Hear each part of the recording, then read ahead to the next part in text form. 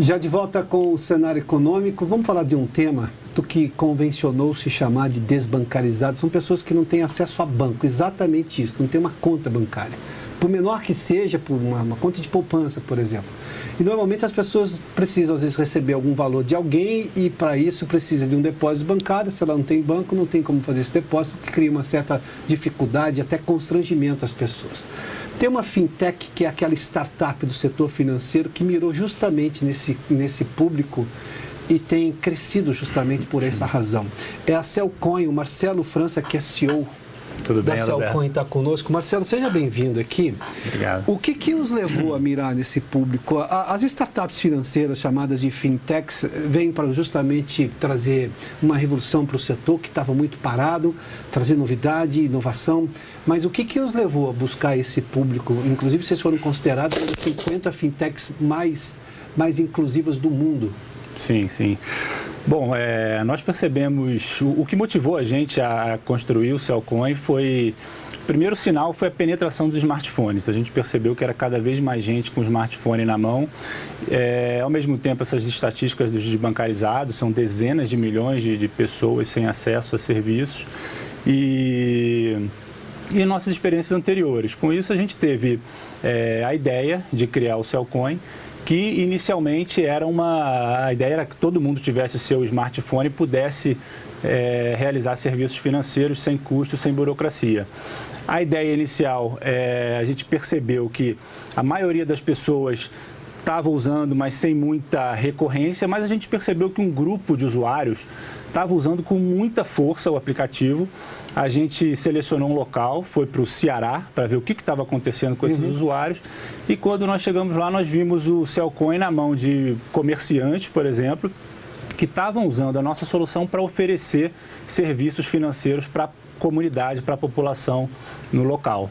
Então, nós decidimos fazer uma mudança no foco e hoje nós temos uma rede de 18 mil pessoas que atuam como se fossem postos de serviços bancários, levando serviços para essas 45 milhões de pessoas desbancarizadas. Só para a gente ter uma ideia do tamanho do serviço, que tipo de serviço essas pessoas recebem? O que é mais comum da necessidade delas? Hoje a gente tem uma força muito grande no pagamento de contas, recargas, elas vendem também serviços de conveniência como passagens.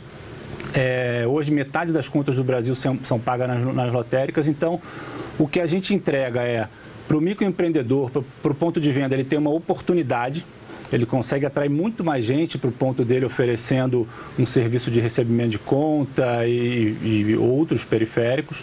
E para a população local, ao invés de ele pegar um ônibus e se engalfiar na lotérica, ele tem muito mais comodidade, conveniência, até dignidade de poder fazer os serviços financeiros dele ali na loja da rua, do bairro. Ou seja, no comércio local ali da rua dele, do bairro dele. Exatamente, onde ele já vai todo dia.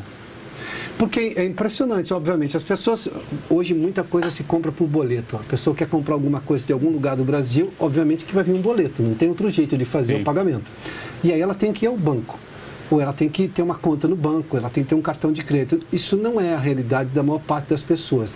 Vocês entram justamente como sendo esse posto bancário, é isso? Uma espécie de um posto bancário? Exatamente, exatamente. Se tem uma pessoa que não tem acesso a uma conta, um cartão e faz uma compra, por exemplo, na internet, ele consegue pagar o boleto dele no agente Cellcoin mais próximo. Hoje a gente são 18 mil agentes presentes em 2 mil cidades que atendem a mais de 1 milhão de pessoas todos os meses. É coisa que está acontecendo, podemos chamar, na periferia do país, é isso? Periferia, interiores, comunidades, tem sempre onde o índice de serviços é menor, a gente tem uma presença muito forte. E como é que é a relação das pessoas? A forma como elas reagem aqui é positiva, porque elas passaram a ter um serviço que antes lhes dava muito trabalho e agora está muito mais fácil. Como é que é a sensação de quem começa a pertencer a esse mundo? Isso foi a gente pôde constatar nessa primeira viagem que a gente fez para entender o que estava acontecendo. E a gente percebeu essa dinâmica de de um comerciante pequeno que estava muito feliz em estar trazendo pessoas para a loja dele. Ele comentou com a gente que no mês anterior ele tinha recebido 50 clientes na loja. Só naquele dia, que era um dia 5, já tinham ido mais de 70. Então, para ele, muito, muito bom. E para as pessoas na fila, a gente percebeu que ela estava...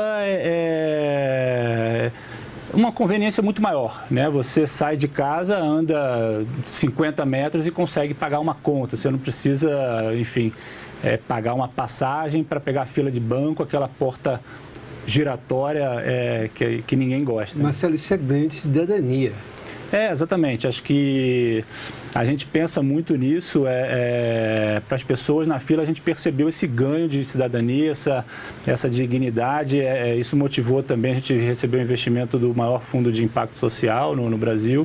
E esse prêmio que você mencionou, a gente foi a startup, a única startup da América Latina entre as 50 mais inclusivas do mundo. Essa informação não tinha dado. A única da América Latina a fazer parte desse ranking das 50 mais inclusivas do mundo. Exatamente. A gente recebeu esse prêmio e ficamos muito felizes de poder estar empreendendo para gerar resultado. Tem plano de expansão isso daí? Tem. A ideia é sair dos 18 mil agentes para mais de 100 mil ano que vem. De 18 para 100 mil até o final de 2020. Exatamente. Esse é um plano ambicioso.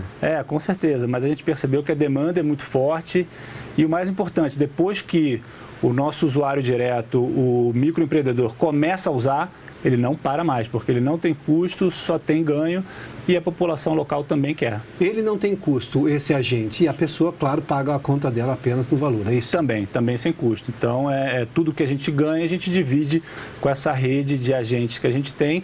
A gente já pagou mais de 10 milhões de reais em bônus e comissionamentos para essas pessoas que usam o aplicativo diretamente. E ele incrementa o número de pessoas no comércio dele também. Exatamente. Como o próprio cliente disse a vocês. Exatamente. A nossa estimativa é que ele aumenta a renda familiar dele de 10% a 15% com esses novos serviços que ele tem e, indiretamente, ele tem um ganho de aproximadamente 130 a 150 pessoas a mais no ponto dele por mês. Tem coisa acontecendo no país e boa, né? Com certeza. Marcelo, obrigado pela gentileza. Obrigado pelo convite, foi um prazer. Bom, tem coisa acontecendo no Brasil e acontecendo para valer, para fazer o país dar mais certo ainda. Até porque está dando certo. Há problemas, obviamente, mas tem muita coisa, tem muita gente fazendo dar certo. É interessante isso. São fatos reais. A gente não está falando de expectativa, a gente está falando de realidade. A expectativa é aumentar de 18 para 100 mil. Para isso, né, Marcelo? Exatamente. Para 100 mil. Vamos chegar lá. O Cenário Econômico de hoje termina aqui. Obrigado pela sua companhia, pela audiência. Boa noite a você. Até amanhã.